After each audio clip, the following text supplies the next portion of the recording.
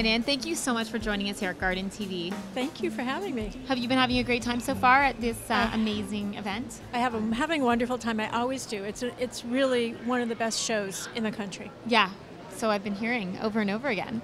Now, you just gave a talk downstairs about water conservation and bringing that idea from the UK here to North America. Well, actually, the whole talk was about sustainability and stewardship. Yes. And we're not really bringing that idea from the UK here. We have that here. We're doing it, especially in the southern part of the West Coast. What surprised me was seeing them worrying about water conservation in the UK. I wouldn't have expected that. But it's interesting because it seems like that would be an issue there, because I know it's an issue everywhere now. Obviously, it's an issue everywhere, and especially as we have global warming, yes, then water supplies are really becoming an issue. So, like in the Southwest, I live a little bit north of San Diego, okay, and our rainfall was half or a third of normal this last year. Now, normally we have a very arid climate anyway, because we have what we call a Mediterranean climate, where we don't get any rainfall between April and November. Yes. So when it's hot, it's dry. Now, can you tell us some of the tips you have for people that would like to have low water gardening, or yeah? Well, the first tip is just do it. But the other thing is, no, it's not hard at all. You just have to pick the right plant, and you have to give them the right conditions, and you have to sort of change the way you think about it so that you're doing it in a way that works with those plants. So, for example, to be really low water, you want to irrigate your plants with drip irrigation. Okay. And drip irrigation is extremely efficient. It puts the water right at the plant roots, which is where the plants need it. You want to choose plants that can go a week or two or three or maybe forever without irrigation beyond what Mother Nature provides. Wow.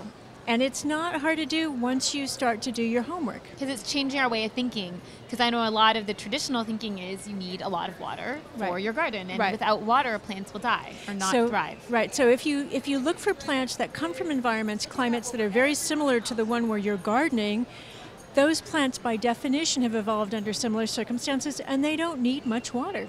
Now, I know you're also very big on growing your own organic fruits and vegetables and herbs. What are some of the fruits, vegetables, and herbs that you can grow in a low-water garden? It's really easy. First of all, look for the Mediterranean climate edibles. So that would be things like figs, pomegranates. My favorite stuff. Yeah, right, exactly. In fact, there's a book coming out on plans for various kinds of edible gardens, and I have a plan in there for a low-water herb and fruit garden. Okay.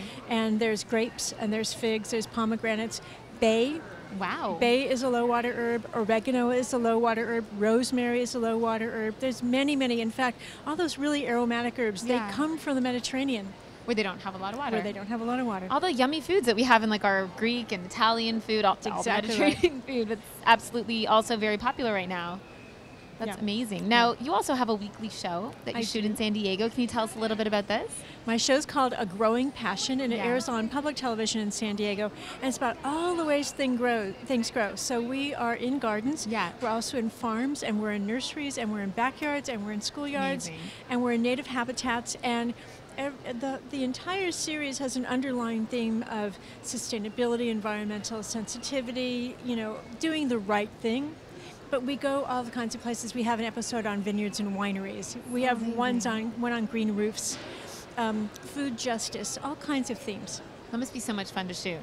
It is a lot of fun to shoot. It is a lot of work, as you know. Yeah. Right? It looks much easier when you air it than when what goes into it. But it's so rewarding. And it's your passion. It is my passion. Absolutely a growing passion. Well, Nan, thank you so much for chatting with us. Enjoy the rest of this amazing show. Thank you very much for having me. Thank you.